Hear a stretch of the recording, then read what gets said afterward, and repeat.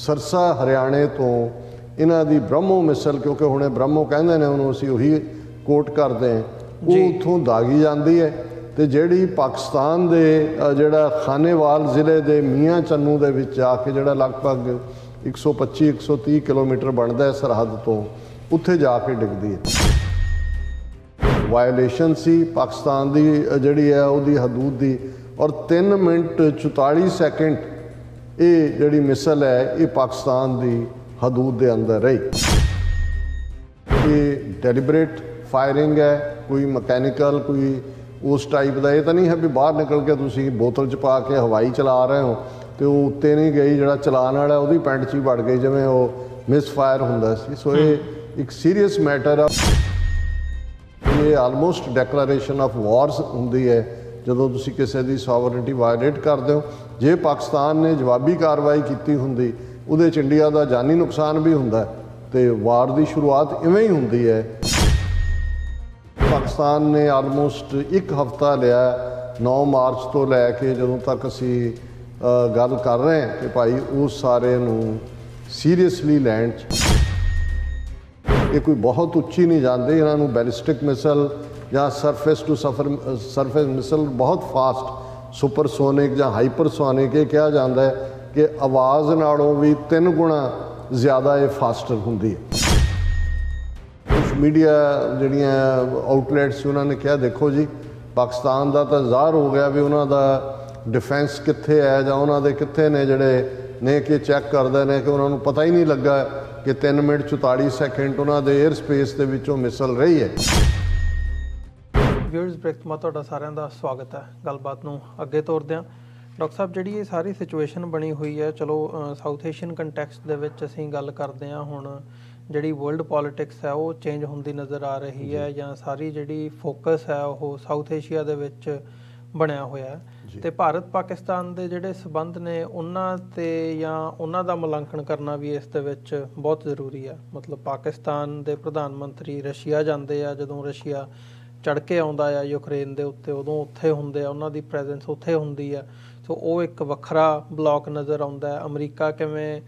ਭਾਰਤ ਨੂੰ ਉਹ ਕਰਨ ਦੇ ਚੱਕਰ ਦੇ ਵਿੱਚ ਹੈ ਕਿ ਭਾਰਤ ਸਾਈਡ ਲਵੇ, ਪਰ ਭਾਰਤ ਇਸ ਸਿਚੁਏਸ਼ਨ ਦੇ ਵਿੱਚ ਉਹ ਨਹੀਂ ਇੱਕ ਕਿਸੇ ਪਾਸੇ ਵੀ ਹੋ ਰਿਹਾ। ਹਾਲਾਂਕਿ ਚੀਨ ਦੇ ਖਿਲਾਫ ਜ਼ਰੂਰ ਭਾਰਤ ਨੇ ਜਿਹੜਾ ਆਪਣਾ ਮੋਢਾ ਉਹ ਅਮਰੀਕਾ ਦੇ ਲਈ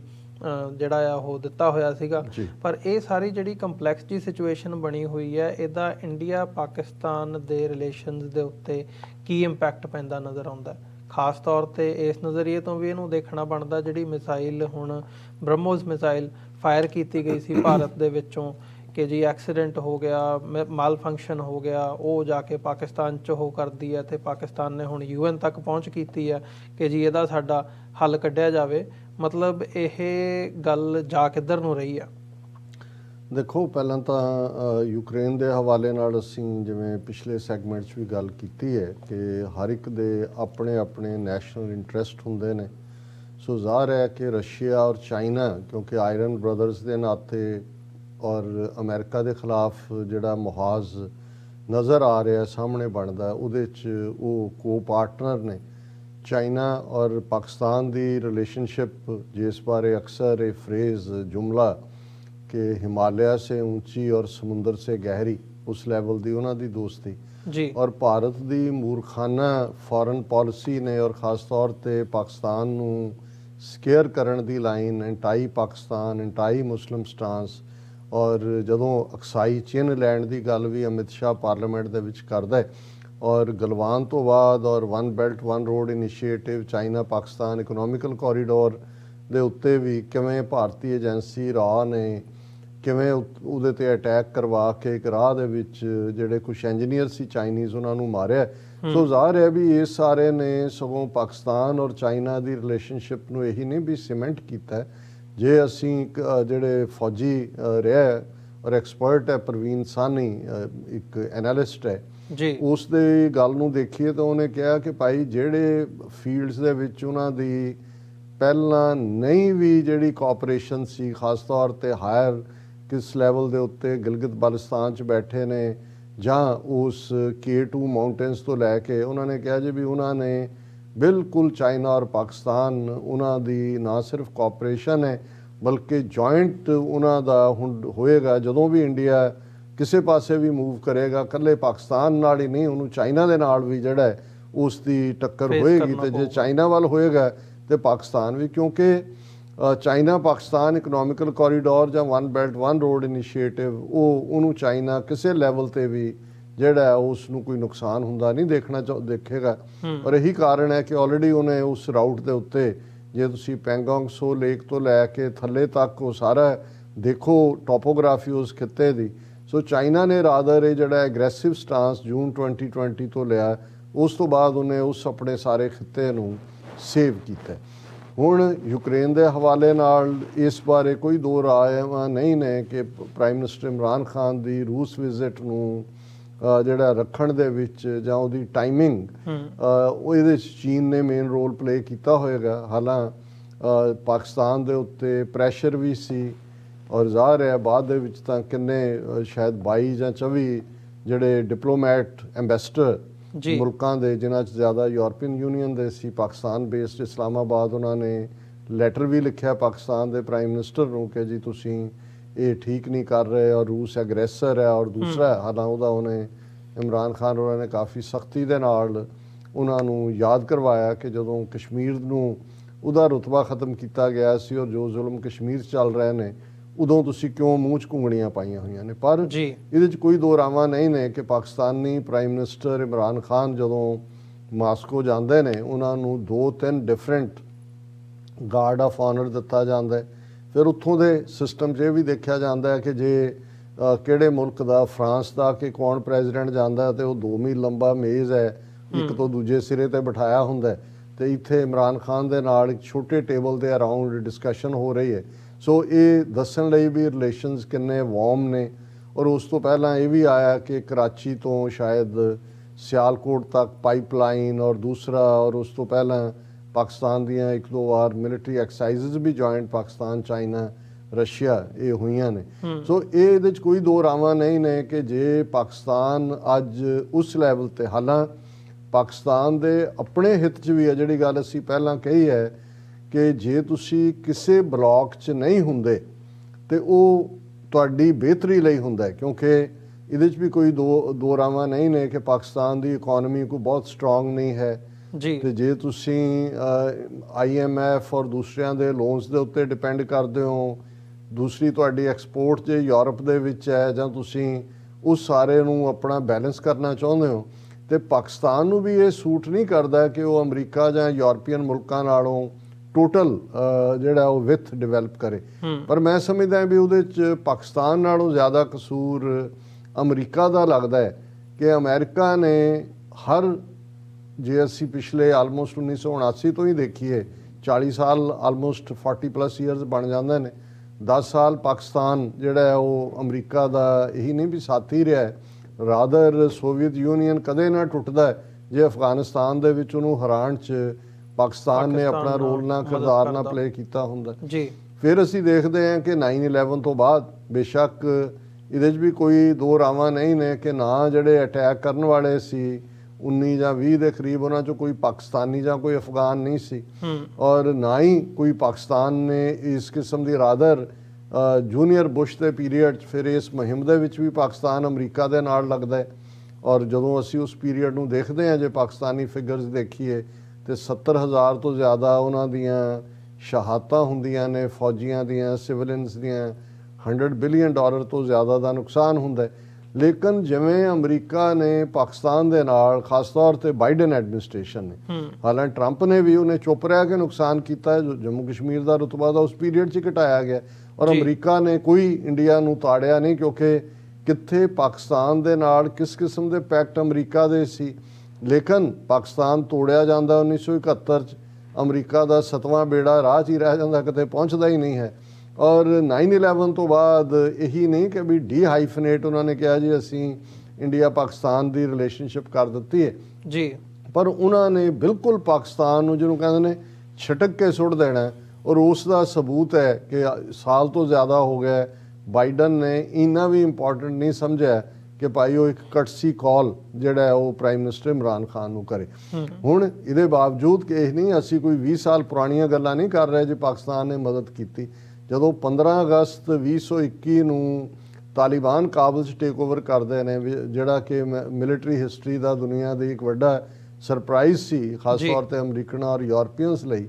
ਤੇ ਉੱਥੇ ਫਸੇ ਹੋਏ ਹਜ਼ਾਰਾਂ ਅਮਰੀਕਨ ਸੋਲਜਰ ਔਰ ਲੱਖਾਂ ਲੋਕ, ਜੇ ਪਾਕਿਸਤਾਨ ਜਿਹੜਾ ਹੈਲਪਿੰਗ ਹੈਂਡ ਨਾ ਦਿੰਦਾ, ਆਪਣੇ ਸਾਰੇ 에ਅਰਪੋਰਟ ਨਾ ਖੋਲ੍ਹਦਾ, ਆਪਣੇ ਸਾਰੇ ਹੋਟਲ ਔਰ ਦੂਜੇ ਔਰ ਬਿਨਾਂ ਨੁਕਸਾਨ ਕਰਵਾਏ, ਫਿਰ ਇਹ ਸਾਰੇ ਸੇਫਲੀ ਨਹੀਂ ਸੀ ਆ ਸਕਦੇ। ਤਾਂ ਅਸੀਂ ਸਮਝਦੇ ਹਾਂ ਵੀ ਇਹ ਨਹੀਂ ਹੈ ਵੀ ਪਾਕਿਸਤਾਨ ਦੇ ਵਿੱਚ ਵੀ ਉਹਨਾਂ ਦੀ ਅਜੇ ਵੀ ਬਹੁਤ ਸਾਰੀ ਜਿਹੜਾ ਇਕਵਿਪਮੈਂਟ ਹੈ ਉਹ ਅਮਰੀਕਨ ਮਿਲੀਟੈਰੀਲੀ ਹੈ,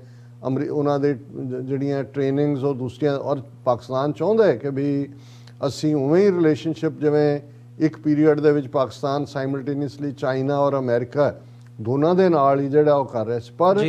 ਅਮਰੀਕਾ ਦੀ ਜਾਂ ਵੈਸਟਰਨ ਪਾਵਰਸ ਦੀ ਦੋ ਪਾਸਿਓਂ ਫੇਲੀਅਰ ਹੋਈ। ਇੱਕ, ਉਹਨਾਂ ਨੇ ਪਾਕਿਸਤਾਨ ਨੂੰ ਅਦਰਵਾਈਜ਼ ਡੰਪ ਕੀਤਾ।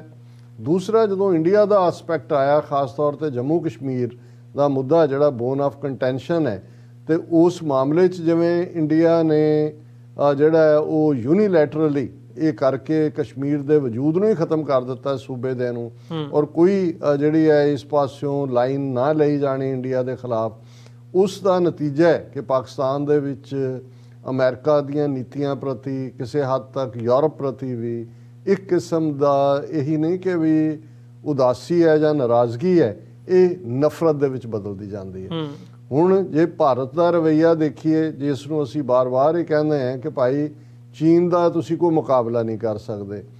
ਪੱਲੇ ਤੁਹਾਡੇ ਕੋਈ ਹੈ ਨਹੀਂ, ਪਰ ਜੇ ਤੁਸੀਂ ਇੱਕ ਵੱਡੇ ਭਰਾ ਵਾਂਗ ਈਵਨ ਸਾਰਕ ਵਰਗੀ ਜਿਹੜਾ ਫੋਰਮ ਜਿਹਦੇ ਥੱਲੇ ਸਾਊਥ ਏਸ਼ੀਆ ਦੇ 8 ਮੁਲਕ ਨੇ, ਉਹਦੇ 'ਚ ਵੀ ਭਾਰਤ ਦਾ ਰਵੱਈਆ ਅੱਜ ਤੱਕ ਇਹ ਹੈ ਕਿ ਹੁਣ ਪਾਕਿਸਤਾਨ ਦੇ ਕੋਲ ਉਹਦੀ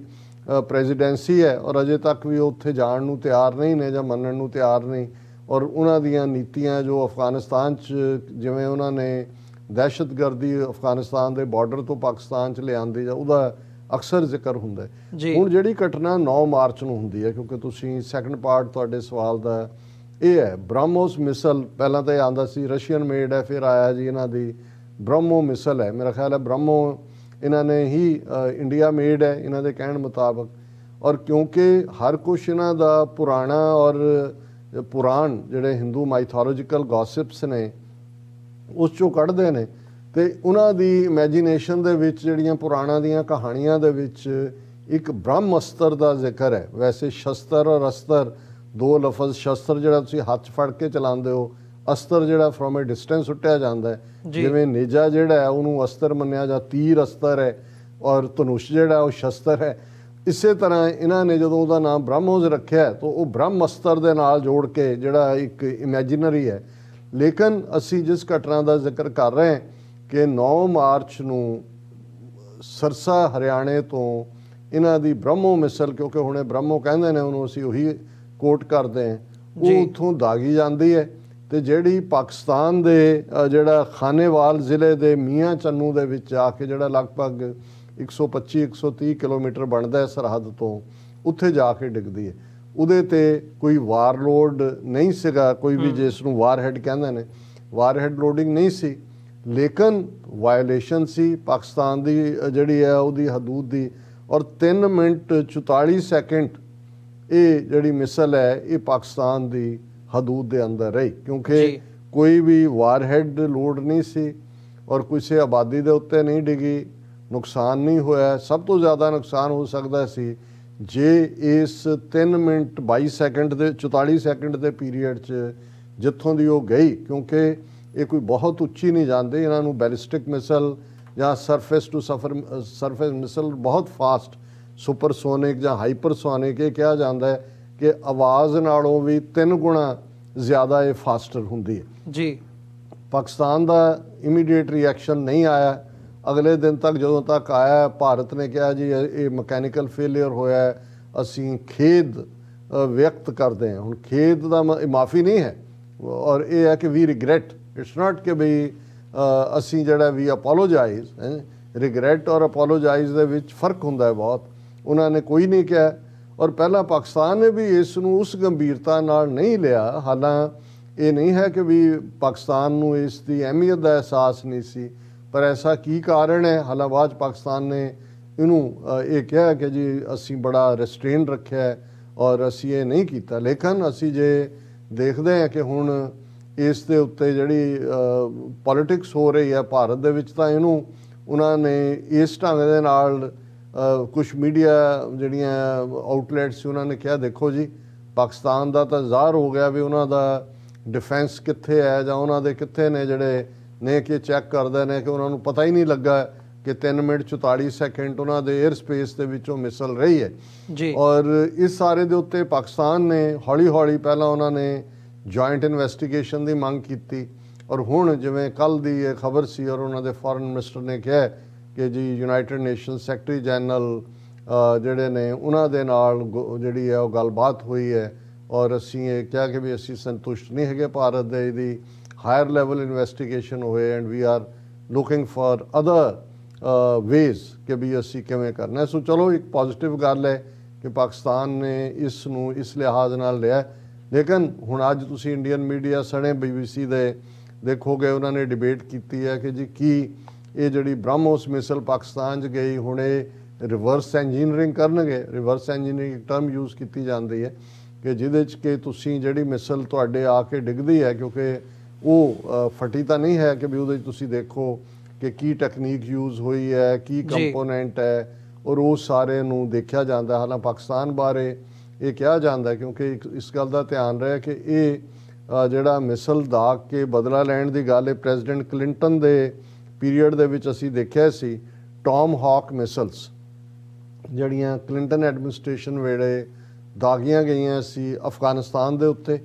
ਲੇਕਿਨ ਉਹਨਾਂ 'ਚੋਂ ਇੱਕ ਟੌਮ ਹਾਕ ਮਿਸਲ ਜਿਹੜੀ ਹੈ ਉਹ ਬਲੋਚਿਸਤਾਨ ਦੇ ਵਿੱਚ ਡਿੱਗੀ ਔਰ ਇਹ ਇਸ ਲਈ ਹੁਣ ਕਿਸੇ ਨੂੰ ਖਿਆਲ ਆਏਗਾ ਵੀ 1998 'ਚ ਅਫਗਾਨਿਸਤਾਨ 'ਚ ਕੀ ਹੌਸਟਿਲਿਟੀ ਸੀ। ਇਹ ਉਹ ਪੀਰੀਅਡ ਸੀ ਕਿ ਉਸ ਦੌਰਾਨ ਕੀਨੀਆ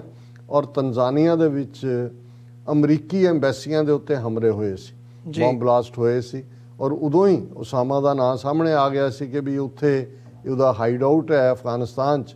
ਪਰ ਇਹ ਜਦੋਂ ਉਹਨਾਂ ਨੇ ਟੌਮ ਹਾਕ ਮਿਸਲ ਫਾਇਰ ਕੀਤੀ ਤੇ ਇੱਕ ਜਿਹੜੀ ਆ ਕੇ ਬਲੋਚਿਸਤਾਨ 'ਚ ਡਿੱਗੀ ਜਿਹੜੀ ਫਟੀ ਨਹੀਂ ਸੀ ਜ਼ਾਹਰ ਹੈ ਔਰ ਉਹਨੂੰ ਉਦੋਂ ਅਮਰੀਕਾ ਨਵਾਜ਼ ਸ਼ਰੀਫ ਸੀ ਪ੍ਰਾਈਮ ਮਿਨਿਸਟਰ, ਕਾਫੀ ਦਬਾਅ ਪਾਇਆ ਗਿਆ ਸੀ ਕਿ ਉਹ ਸਾਨੂੰ ਵਾਪਸ ਕਰੋ ਔਰ ਇਹ ਉਹ, ਪਰ ਉਹ ਵਾਪਸ ਨਹੀਂ ਸੀ ਪਾਕਿਸਤਾਨ ਨੇ ਕੀਤੀ। ਔਰ ਉਸ ਤੋਂ ਬਾਅਦ 2005 ਦੇ ਵਿੱਚ ਕਰੂਜ਼ ਮਿਸਲ ਸੀ 2005 ਦੇ ਵਿੱਚ ਪਾਕਿਸਤਾਨ ਨੇ ਆਪਣੀ ਪਹਿਲੀ ਕਰੂਜ਼ ਮਿਸਲ ਜਿਹਦਾ ਨਾਮ ਉਹਨਾਂ ਨੇ ਬਾਬਰ ਰੱਖਿਆ ਉਹ ਫਾਇਰ ਕੀਤੀ ਸੀ। ਔਰ ਇਹ ਕਿਹਾ ਜਾਂਦਾ ਹੈ ਪਤਾ ਨਹੀਂ ਕਿੰਨਾ ਸ਼ੋਰ ਕਿਉਂਕਿ ਪਾਕਿਸਤਾਨ ਦੀ ਜਿਹੜੀ ਮਿਸਲ ਟੈਕਨੀਕ ਹੈ ਉਹ ਮੱਚ ਬੈਟਰ ਹੈ ਇੰਡੀਆ ਨਾਲੋਂ ਪਹਿਲਾਂ ਤੋਂ ਹੀ ਕਿਉਂਕਿ ਚਾਈਨਾ ਨੇ ਵੀ ਹੈਲਪ ਕੀਤੀ ਹੈ ਔਰ ਨਾਰਥ ਕੋਰੀਆ ਦੇ ਨਾਲ ਵੀ ਔਰ ਅਦਰਵਾਈਜ਼ ਵੀ। ਪਰ ਇਹ ਕਿਹਾ ਜਾਂਦਾ ਹੈ ਕਿ ਇਹ ਜਿਹੜੀ 2005 ਦੇ ਵਿੱਚ 11 ਅਗਸਤ ਨੂੰ ਕਰੂਜ਼ ਮਿਸਲ ਦਾਗੀ ਸੀ ਪਾਕਿਸਤਾਨ ਨੇ ਇਹ ਰਿਵਰਸ ਇੰਜੀਨੀਅਰਿੰਗ ਨਾਲ ਤਿਆਰ ਕੀਤੀ ਗਈ ਸੀ ਜਿਹੜੀ ਕਿ ਟੌਮ ਹਾਕ ਮਿਸਲ ਸੀ। ਹੁਣ ਦੂਜਾ ਜਿਹੜਾ ਇਹ ਬ੍ਰਹਮੋਸ ਦਾ ਰਿਵਰਸ ਇੰਜੀਨੀਅਰਿੰਗ ਇੱਕ ਕਿੱਡਾ ਕੁ ਪੀਸ ਆਫ ਟੈਕਨੋਲੋਜੀ ਹੈ ਕਿਉਂਕਿ ਇਹ ਤਾਂ ਆਮ ਜਿਵੇਂ ਹਵਾਈਆਂ ਹੁੰਦੀਆਂ ਉਸ ਵਾਂਗ ਹੀ ਇਹਨੂੰ ਕਿਹਾ ਜਾਂਦਾ। ਪਿੱਛੇ ਹੀ ਇਹਨਾਂ ਨੇ ਇਹਨੂੰ ਵੇਚਿਆ ਵੀ ਹੈ ਬ੍ਰਹਮੋਸ ਨੂੰ ਫਿਲੀਪੀਨਸ ਨੂੰ। ਹੁਣ ਫਿਲੀਪੀਨਸ ਨੇ ਕਿਹਦੇ ਖਿਲਾਫ ਵਰਤਣੀ ਹੈ ਪਰ ਮੈਨੂੰ ਇਸ ਤੋਂ ਵੀ ਜਿਹੜਾ ਗੱਲ ਸੀਰੀਅਸ ਲੱਗਦੀ ਹੈ ਕਿ ਭਾਈ ਉਹਨਾਂ ਦੀ ਟੈਕਨੀਕ ਜਾਂ ਦੂਜੀ ਤਾਂ ਕੀ ਹੈ ਇਹ ਤਾਂ ਸਾਹਮਣੇ ਹੀ ਹੈ। ਲੇਕਿਨ ਇਹਨੂੰ ਜਦੋਂ ਤੁਸੀਂ ਇਹ ਕਹਿੰਦੇ ਹੋ ਟੈਸਟਿੰਗ ਆਫ ਵਾਟਰਸ ਕਿ ਰਸ਼ੀਆ ਦਾ ਜਿਹੜਾ ਯੂਕਰੇਨ ਤੇ ਅਟੈਕ ਹੈ ਉਹਨੇ ਬਹੁਤ ਸਾਰੇ ਹੋਰ ਵੀ ਫਲੱਡ ਗੇਟ ਖੋਲ੍ਹੇ ਨੇ ਕਿ ਇੱਕ ਸੋਵਰਨ ਮੁਲਕ ਦੀ ਜੇ ਸੋਵਰਨਿਟੀ ਵਾਇਲੇਟ ਕਰਦੀ ਹੈ ਦੂਜੀ ਤਾਕਤ ਜੀ ਔਰ ਉਹਨੂੰ ਕੋਈ ਚੈੱਕ ਨਹੀਂ ਹੈ ਤੁਸੀਂ ਮਥੇ ਕਰ ਦਿੱਤੇ ICG ਨੇ ਕਹਿਤਾ ਫਲਾਣਾ ਕਰਤਾ ਤੇ ਉਹ ਬੇਰੋਕ ਟੋਕ ਜਾ ਰਿਹਾ ਤੇ ਭਾਰਤ ਦੇ ਵਿੱਚ ਖਾਸ ਤੌਰ ਤੇ ਅੱਜ ਜਿਸ ਕਿਸਮ ਦਾ ਫਤੂਰੀ ਤਬਕਾ ਹਿੰਦੂਤਵਾ ਦੇ ਫਤੂਰ ਵਾਲਾ ਰੂਲਰ ਨੇ ਉਹਨਾਂ ਦੇ ਦਿਮਾਗ 'ਚ ਕੀ ਚੱਲ ਰਿਹਾ ਉਹ ਜਿਹੜੇ ਕਿ ਅੰਦਰੂਨੀ ਤੌਰ ਦੇ ਉੱਤੇ ਫੇਲ ਹੋ ਰਹੇ ਨੇ ਪੂਰੀ ਤਰ੍ਹਾਂ ਔਰ ਉਹਨਾਂ ਦੀ ਇਕਨੋਮੀ ਦਾ ਵੀ ਥੱਲਾ ਲੱਗ ਰਿਹਾ ਹੈ ਔਰ ਕਿਉਂਕਿ ਆਲਮੋਸਟ 80% ਆਇਲ ਉਹ ਇੰਪੋਰਟ ਕਰਦੇ ਨੇ ਔਰ ਆਇਲ ਪ੍ਰਾਈਸਿਸ ਸ਼ੂਟ ਕਰਕੇ ਕਿਤੇ ਦੀਆਂ ਕਿਤੇ ਜਾ ਰਹੀਆਂ ਨੇ ਤੇ ਆਪਣੇ ਲੋਕਾਂ ਨੂੰ ਕੁਛ ਨਾ ਕੁਛ ਦੱਸਣ ਦੇ ਲਈ ਹਾਲਾਂਕਿ ਇਸ ਗੱਲ ਦਾ ਧਿਆਨ ਰਹੇ ਕਿ ਪਾਕਿਸਤਾਨ ਇੱਕ ਨਿਊਕਲੀਅਰ ਪਾਵਰ ਹੈ ਪਰ ਕਈ ਵਾਰ ਦਿਲਵਦੀ ਦਾ ਤਾਂ ਕੋਈ ਪਤਾ ਨਹੀਂ ਹੁੰਦਾ ਹੈ ਕਿ ਭਾਈ ਕੌਣ ਕਿੱਧਰ ਨੂੰ ਜਾਏ। ਸੋ ਸਾਨੂੰ ਇਹ ਲੱਗਦਾ ਹੈ ਵੀ ਪਾਕਿਸਤਾਨ ਨੇ ਆਲਮੋਸਟ ਇੱਕ ਹਫ਼ਤਾ ਲਿਆ 9 ਮਾਰਚ ਤੋਂ ਲੈ ਕੇ ਜਦੋਂ ਤੱਕ ਅਸੀਂ ਗੱਲ ਕਰ ਰਹੇ ਹਾਂ ਕਿ ਭਾਈ ਉਸ ਸਾਰੇ ਨੂੰ ਸੀਰੀਅਸਲੀ ਲੈਣ 'ਚ ਲੇਕਿਨ ਇਹ ਡੈਲੀਬਰੇਟ ਫਾਇਰਿੰਗ ਹੈ, ਕੋਈ ਮਕੈਨੀਕਲ ਕੋਈ ਉਸ ਟਾਈਪ ਦਾ ਇਹ ਤਾਂ ਨਹੀਂ ਹੈ ਵੀ ਬਾਹਰ ਨਿਕਲ ਕੇ ਤੁਸੀਂ ਬੋਤਲ 'ਚ ਪਾ ਕੇ ਹਵਾਈ ਚਲਾ ਰਹੇ ਹੋ ਤੇ ਉਹ ਉੱਤੇ ਨਹੀਂ ਗਈ, ਜਿਹੜਾ ਚਲਾਉਣ ਵਾਲਾ ਉਹਦੀ ਪੈਂਟ 'ਚ ਹੀ ਵੜ ਗਈ, ਜਿਵੇਂ ਉਹ ਮਿਸ ਫਾਇਰ ਹੁੰਦਾ ਸੀ। ਸੋ ਇਹ ਇੱਕ ਸੀਰੀਅਸ ਮੈਟਰ ਹੈ ਔਰ ਪਾਕਿਸਤਾਨ ਨੂੰ ਇਸ ਇਸ਼ੂ ਨੂੰ ਡਾਈ ਡਾਊਨ ਨਹੀਂ ਹੋਣ ਦੇਣਾ ਚਾਹੀਦਾ। ਇਸ ਦੇ ਉੱਤੇ ਈਵਨ ਪੁਸ਼ ਕਰਨਾ ਚਾਹੀਦਾ ਚਾਈਨਾ ਰਾਹੀਂ ਕਿ UN ਸਿਕਿਉਰਿਟੀ ਕੌਂਸਲ ਦਾ ਸੈਸ਼ਨ ਸੱਦਿਆ ਜਾਏ ਕਿ ਭਾਈ ਇਹ ਆਲਮੋਸਟ ਡੈਕਲੇਰੇਸ਼ਨ ਆਫ ਵਾਰਸ ਹੁੰਦੀ ਹੈ ਜਦੋਂ ਤੁਸੀਂ ਕਿਸੇ ਦੀ ਸੋਵਰਨਿਟੀ ਵਾਇਲੇਟ ਕਰਦੇ ਹੋ। ਜੇ ਪਾਕਿਸਤਾਨ ਨੇ ਜਵਾਬੀ ਕਾਰਵਾਈ ਕੀਤੀ ਹੁੰਦੀ ਉਹਦੇ 'ਚ ਇੰਡੀਆ ਦਾ ਜਾਨੀ ਨੁਕਸਾਨ ਵੀ ਹੁੰਦਾ ਤੇ ਵਾਰ ਦੀ ਸ਼ੁਰੂਆਤ ਇਵੇਂ ਹੀ ਹੁੰਦੀ ਹੈ ਕਈ ਵਾਰੀ on A super of A moment. ਜੀ ਡਾਕਟਰ ਸਾਹਿਬ, ਬਿਲਕੁਲ